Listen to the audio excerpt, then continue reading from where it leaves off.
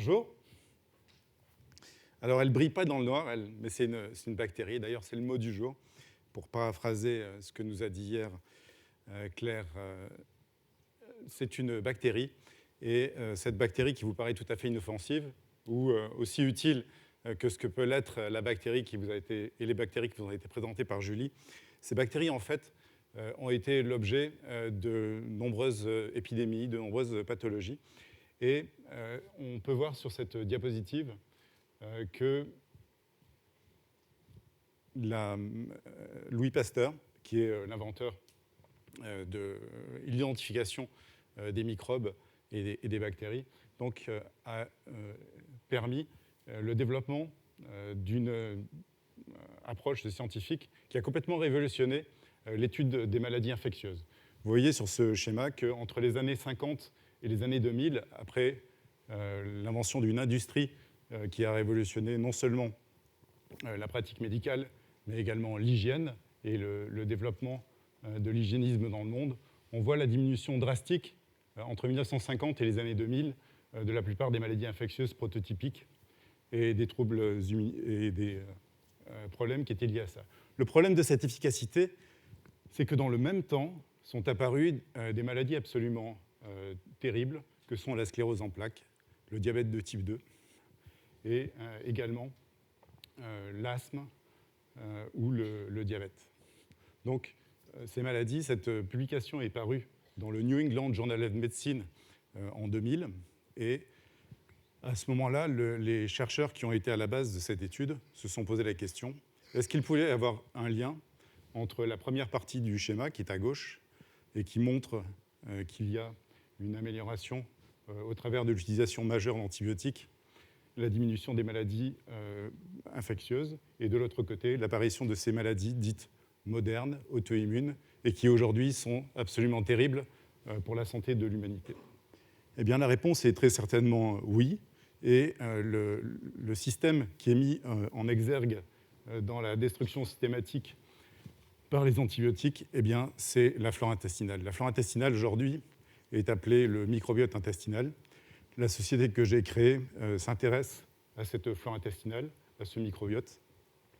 Et ce que l'on peut dire, c'est que le jour de notre naissance, nous sommes nés totalement stériles. Nous étions complètement dénués de bactéries et nous avons été envahis pendant les premières secondes de notre vie par des milliards de bactéries. Et en particulier, nous naissons par le canal vaginal. Et c'est la première chance que nous avons dans notre vie, c'est d'avaler des bactéries de type lactobacille qui vont être absolument majeures dans la digestion du lait maternel. Ensuite, et c'est la deuxième chance qui nous est offerte dans notre vie, dans les premiers instants, c'est de pouvoir manger de la merde, littéralement, puisque la nature nous a donné l'occasion d'avoir le nez tourné vers le trou de balle de notre mère. Et nous avalons à ce moment-là, et nous sommes littéralement ensemencés à cet instant de notre vie par des milliards de bactéries. Et la façon dont cet ensemencement va se passer est totalement dictée par notre système immunitaire, notre fond génétique. Et nous allons sélectionner, parmi les milliards de bactéries auxquelles nous sommes confrontés, nous allons sélectionner 5 à 600 espèces bactériennes qui vont progressivement s'installer dans notre flore intestinale, dans notre microbiote, dans nos intestins. Et aujourd'hui, croyez-moi ou pas, nous avons environ 1,5 kg de bactéries, chacun d'entre nous, qui vivent dans notre intestin. Alors, ce microbiote intestinal est extrêmement plastique pendant les 3 premières années de la vie. Et ensuite, ce microbiote intestinal va devenir fixe et vous pourrez toujours prendre des antibiotiques après l'âge de 3 ans. Votre microbiote est adulte, il reviendra toujours à la normale, on dit qu'il est résilient. Alors, quel est le problème aujourd'hui? C'est que nous sommes effectivement dans une époque où les animaux d'élevage sont traités aux antibiotiques. Les fermiers américains se sont rendus compte dès les années 50, 60, qu'en donnant des antibiotiques de manière systématique aux jeunes animaux d'élevage, pour la même quantité de fourrage, ils obtenaient des animaux qui pesaient à peu près le double du poids.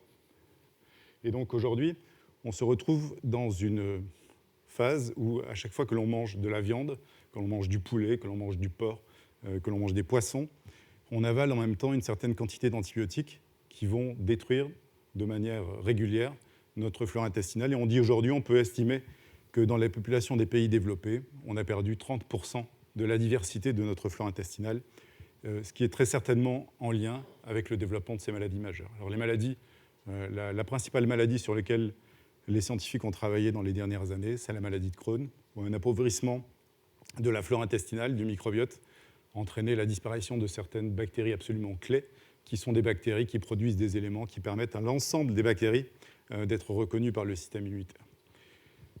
Donc aujourd'hui, on peut se demander si on n'a pas atteint une zone de déséquilibre total, puisqu'en fait, vous avez compris, cette transmission de la flore intestinale était faite par notre mère. Un certain nombre de gens ont commencé à s'en préoccuper, en particulier dans les pays où l'on pratique des césariennes de confort, comme par exemple en Chine. On a d'ores et déjà établi une collaboration avec des hôpitaux chinois qui, à cause de la loi de l'enfant unique, protègent par des césariennes de confort les enfants mâles qui vont naître. Donc les études que l'on fait en ce moment, c'est de réensemencer les enfants qui sont nés par césarienne, en prenant un coton-tige, un petit coup dans le zig, un petit coup dans le zag, dans la bouche du bébé, et on le réensemence comme s'il était né par voie basse.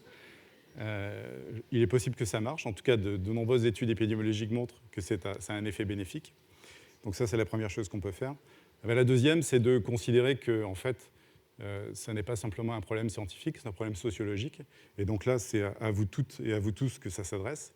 Je pense qu'il est temps de prendre en compte la flore intestinale et ce microbiote comme réellement une symbiose, un équilibre qu'il y a eu depuis la nuit des temps entre les bactéries qui sont arrivées sur la Terre en premier, qui avaient beaucoup de difficultés à s'organiser en organites, en organismes, et qui ont trouvé des coquilles et qui ont aidé au développement d'un certain nombre d'organites, en particulier l'homme est, je pense, une des réussites majeures des bactéries en termes de capacité de les envahir et de les aider à se développer.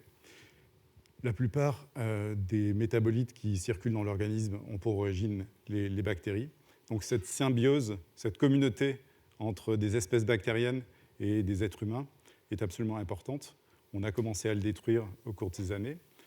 Et je pense qu'il est grand temps que l'on démarre une contre-révolution pasteurienne qui sera absolument importante au niveau sociologique et au niveau politique. Il faut commencer à prendre conscience qu'on ne peut pas nourrir impunément des animaux aux antibiotiques sans que ça ait des conséquences sur notre vie à tous. Je vous remercie.